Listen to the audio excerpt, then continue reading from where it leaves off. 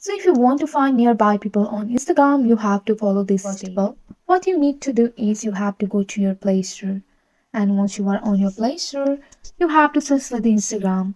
Once you have searched for the Instagram here, you have to just make sure you have the updated option. So if you have updated option, just tap on the app.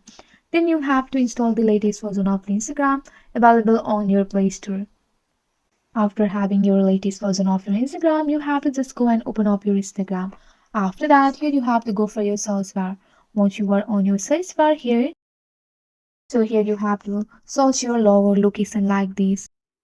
After searching your location here, you can see the places option. Just tap on the places option. So here you find the location of the places and the accounts here. So here you can easily find the tag, places and rules nearby your location. So after that, I'm going to select this. And after I have select this, so I will easily find the nearby people on my Instagram like this. So this way, you can easily find the nearby people on Instagram. That's it for today. If you like this video, please hit that like button and subscribe for more. I will see you in the next one. Thank you.